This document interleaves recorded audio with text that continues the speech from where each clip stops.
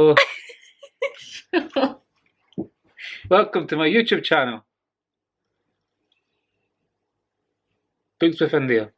No. Oh, India Red. Well done. There you go. Done. Finito. Intro. See ya. Am I allowed to use that? Yes. Oh, actually? Okay. Ciao. Ciao for now. Hi everyone, welcome back to another video. Today I am bringing to you my September TBR. This is my first TBR video. It's actually the first TBR I have ever set myself because I do not do TBRs. I am very much a mood reader. I will pick up a book, I'll enjoy it or not enjoy it, I'll put that one down and then I'll be like, what do I want to read next? Oh, you look good, I'll read you. I don't plan my reading out really, unless maybe like I have a plan to read certain books for certain videos, maybe like a series, like I just read all the Scythe books, that sort of thing. But yeah, I don't do TBRs. Mostly because I'm scared that I will let the pressure get to me, and rather than rise to the challenge of reading the books on my list, I will just go into a big fat slump. So, in order to prevent that, I have decided to do a very small TBR of only 4 books. And the plan is that I should hopefully get through these books, and then when I do, I can mood read around about them and still feel the sense of achievement of getting through my TBR, even though if it is really small. That's the vibe I'm going for. But anyway, without further ado, let's get into the books that I want to read in September. So the first book that I'd like to get to in September is The Prince and the Dressmaker by Jen Wang, and this is a graphic novel, so I'm hoping that it'll stop me from getting slumpy because hopefully I can go straight through it. It does have very easy to read pages, there's not much writing on there at all, but I've heard that it's a beautiful, engaging story nonetheless. So this follows the tale of a young prince named Prince Sebastian, whose parents are trying to get him set up into a suitable marriage as he is royalty.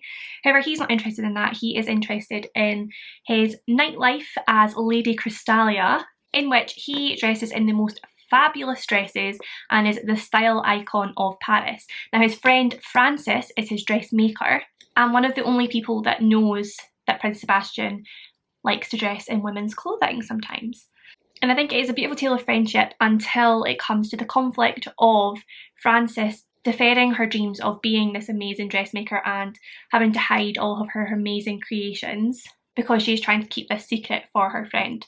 And I'm not sure what happens. I don't know if he is outed, I don't know who outs him, but I'm excited to find out. I think it'll be a very romantic, easy, beautiful read, hopefully. And one that I can just speed through before going on to maybe some of the more dense books in this TBR. The next book that I would really like to get to in the month of September is The Flatshare by Beth O'Leary. This sounds like such a cutesy, fluffy rom-com novel. So this follows the life of 2 people named Leon and Tiffy, who share an apartment and share a bed but have never met because one of them works for the night, one of them works for the day, so they share this apartment and never cross each other because they have completely different lives. And then I'm assuming something happens that means the 2 meet and romance ensues? I guess, I hope. I don't know much more than that, but it sounds like your typical fun, interesting rom-com, and sometimes that is just what you're in the mood for, particularly if you're reading a lot of fantasy or more dense books. Jumping into something like this, it's a little more fluffy and easy to read, is just a really nice break. And not just a break, they're really good books in their own right.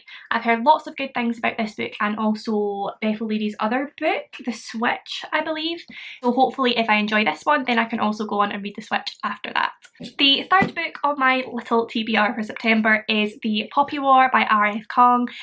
If you have anything to do with booktube, book Twitter, bookstagram, it is pretty impossible for you to have this book because everyone is talking about it, everyone is raving about it. It is all a buzz at the moment, everyone's talking about it, and for the most part from sources that I trust, I have only heard amazing things, lots of 4 and 5-star reviews. This centres around the main character of Rin, who gets into one of the most prestigious military schools in her area of China, and while she is there she is subject to lots of abuse and bullying because of her humble startings in life, and also because of the colour of her skin, I believe. However, she does find out that she has an aptitude for the mythical art of shamanism, and as she develops her skills throughout the novel, she realises that there is going to be a lot more in store for her than just getting through her school years.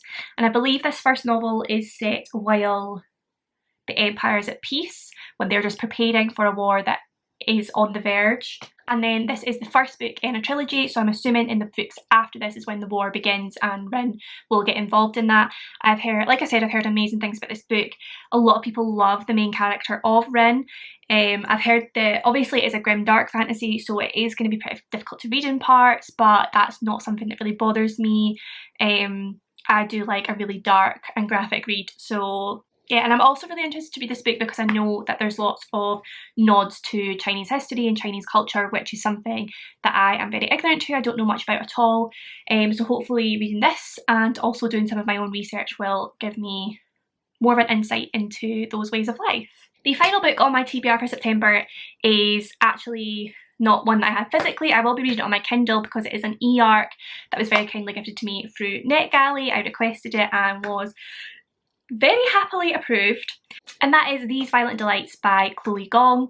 Again, this is pretty much everywhere at the moment, but it is a retelling of William Shakespeare's Romeo and Juliet. I have not actually read Romeo and Juliet, but obviously I know the story. But this book is set in 1920s Shanghai, and it is very much in the sort of gangster scene of the city. There we have the Scarlet Gang and the White Flowers, I believe, which are the two gangs that are in bloody competition with each other. And the two heirs of those gangs are Juliet and Roma, I believe. And of course, romance will ensue between the two of them. And yeah, we kind of know the story of Romeo and Juliet, but I don't know how that's going to be played out. I don't know how much that's going to be twisted in this, or if it is going to really follow the same storyline with a different setting. I don't know, but I am so excited to find out.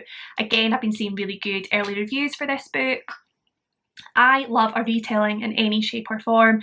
I love Shakespeare retellings, but any sort of old classic in a modern form. Some people think you shouldn't touch them, you should leave them how they are, and partly I do agree. I love the old classics, old Jane Eyre, Wuthering Heights with nothing done to it, but I also do like a modern retelling. I do think it can be incredibly interesting and can say a lot about our society today, despite being originally written for an earlier audience. So I'm really looking forward to getting around to that, and I will be doing a full review of that on my blog, as it is an arc that I have been given for review. So those are the 4 books that I have on my TBR for September. Like I said, I do hope to definitely finish all 4 of those and then mood read around about, which you will see in lots of my weekend vlogs and of course my end of the month wrap up. Hopefully, if I can get through all these books and I feel good about the fact that I've set myself a TBR, it's something that I'll continue to do in the future. Maybe I'll continue to do the same, just have like 4 books that I definitely want to read and then mood read around about, because I am such a mood reader. I don't really want to force myself to read things that I'm not in the mood to read, because I don't want to ever take the fun out of reading. I want it to always be a passion and not something that feels like hard work. So I might keep it like that. I might always have sort of 3 or 4 books for the month on my TBR, or I might realise that I really like having a bit of structure and I might add more in future months. Who knows? It is a learning curve for me, and you can all come on that journey with me. Let me know if you have read any of these books, or if any of these books are on your TBR for the month. Let me know what's on your TBR for the month, if there's anything that you think that I would be interested in. But as always, if you did enjoy this video, then do please give it a big thumbs up, subscribe down below for more content, comment down below with any of your thoughts and feelings, and I will see you in my next one.